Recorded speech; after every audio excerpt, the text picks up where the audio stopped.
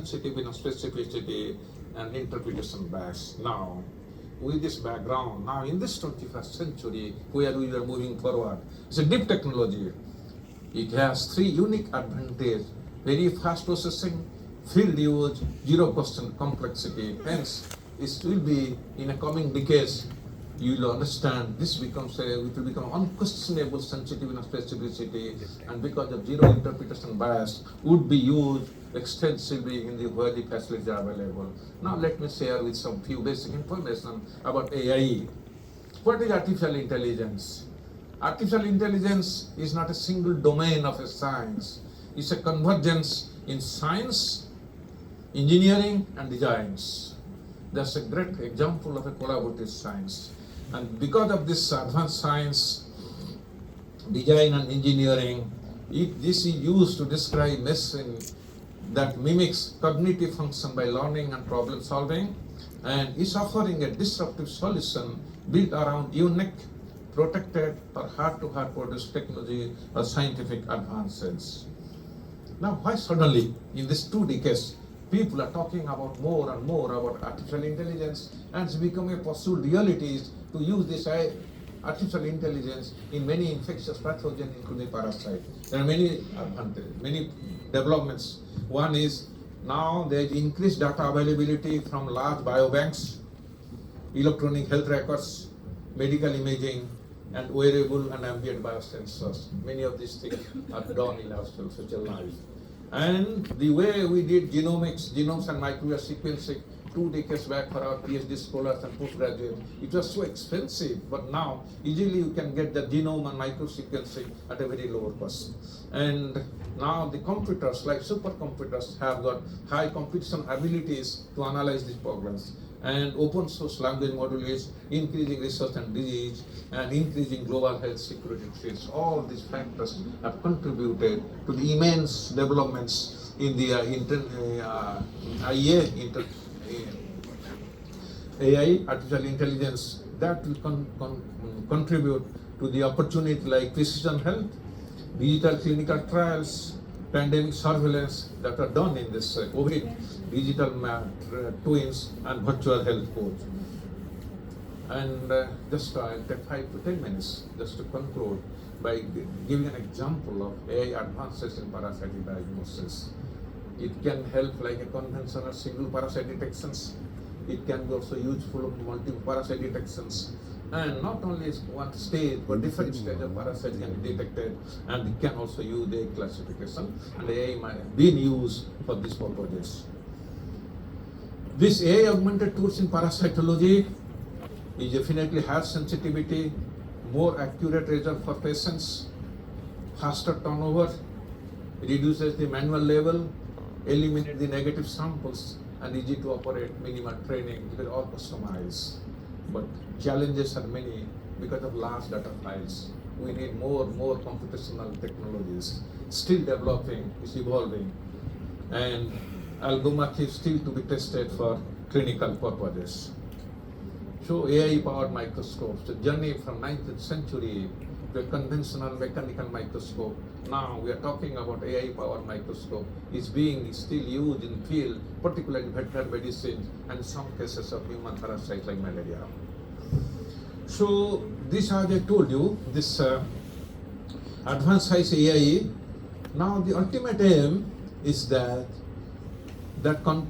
contains engineering is machine learning, Internet of Things, and designing smartphone programs, and this is artificial intelligence. And the ultimate objectives of is that the most important role that's being seen in our life is the smartphones. Smartphones is taking our time, energy, everything. And anything you have to offer the smartphone only, that will be feasible. So ultimate objectives of this diagnostic is that you provide the result, everything, smartphone, you can identify and you can confirm. That is the way AI is progressing. So AI-powered microscopes that use this deep learning algorithms to automatically identify and count, for example, malaria parasite and blood smear, speed of diagnosis and standardized detection of malaria, and it can also suggest the parasitic load is much less and also detect multi-drug resistant statement. These are the requirements of pre-nascence and for the better treatment and management. So there are many parasites being reported, documented, and for example, there are many reports of automatical detection of a moving viable parasites within a sample, and it can detect as low as 10 parasites, which were not possible earlier. Per millimeter of whole blood, a quantity about 5 times greater than the current methods can detect, and result can be done in 20 minutes.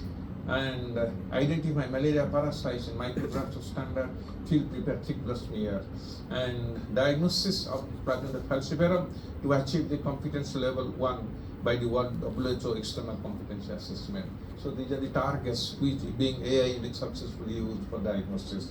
There is another easy scan go that has been developed. It can view slide it from any internet connected devices, fully automated, walk-away scanning, simple to print up and use, and scan of 60 to 100 to slides in just one click.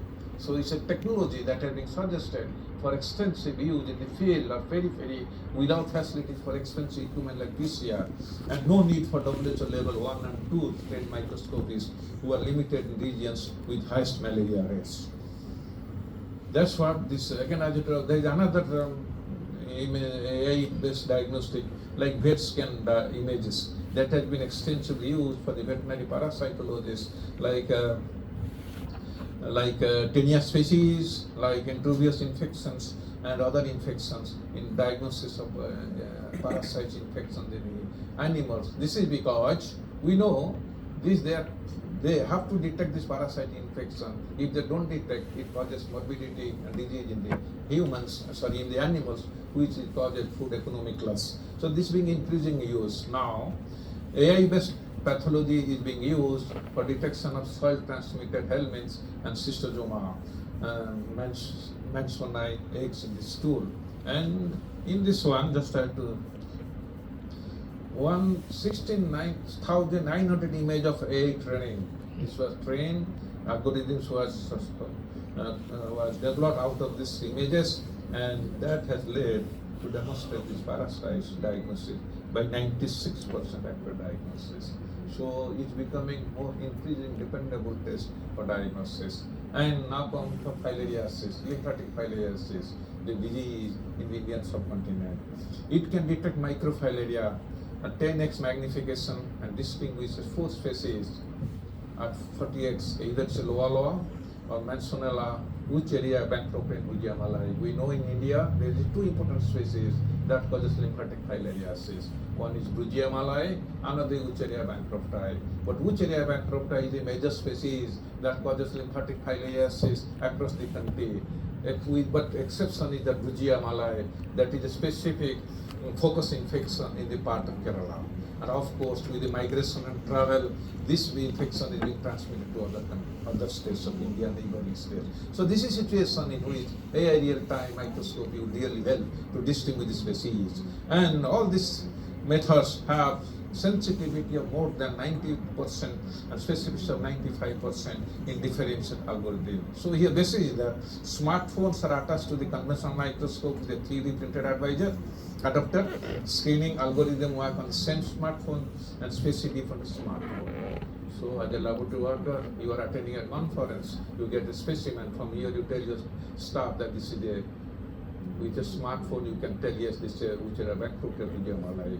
This is the way adaptability is with the connectivity with your institutions, and that is the advantage why this technology become much more popular. And now another, they have demonstrated Raspberry Pi AI-based diagnostic in skin neglected tropical disease. They have come out with AI that can differentiate leprosy. They can differentiate cutaneous leishmaniasis, Grulliar's with this prediction value of 90% and so on. So there are many such evaluations will be there, discovery will be there for this continue.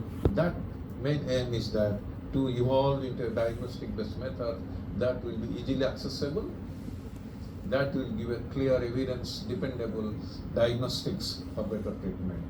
Of course, still we are working in Indian Many people, many centers are working on AI-based technologies, and that also on parasitic disease. Now we are happy that in 2021 I was quoted, IIT Bombay creates an AI model to diagnose malaria. So people are working at different centers. I am confident within 5 years or decades, obviously, we will have more inputs from India in AI-based diagnostics in many infectious diseases, including the parasitic diseases. And of course, when you talk of this AI, it's not that simple that yes, after 5 years you use it. When we adopt AI, there are many advanced challenges. Major challenges: ethics and security. Ethics means people are questioning that when you are using patient data, that was not, you didn't give the cost to use this data. That's the most ethics. People are thinking how to come out of that. Responsible for security is the patient's data. Patient comes with a strong belief that you are using his data for treatment, but how ethical it is sharing that data for other purposes. That's one thing people are discussing. Equity, and this technology in any infectious disease, including parasitic disease, even though expensive, should not cater only to the rich countries. Objective should be that it should cater to the need of the people, even in poor, lower economic countries. Unless it is met, then this outcome is not beneficial to all. That is what going to happen. So, considering local countries while creating AI models, because to create AI models is very expensive, costly. And biggest challenges for neglected disease is data poverty. We don't have so much data, billions of data for analysis. Limited availability of data sets for the unbiased and effective training to result in the algorithms. Hence, but advances have been done in disease forecasting, drug discovery, in diagnostic, machine learning algorithms to train larger public databases for higher sensitivity, particular smartphone applications. Requires no expertise for detection. That is the more objectives, and implementable at resource force settings. If that AI caters, and we have got a system that caters to the 4 important criteria, to research force settings, and without any expertise for detections and smartphone applications, then this will come in a big way, and it will come in a big way for diagnosis of many infectious diseases, including the parasitic disease. And in this context, it's quite important that we must change our mindset. We must work for the veterinary parasitologists in tandem. They usually see more exposure to parasitology than to human medical school. We understand, because what happens in our Indian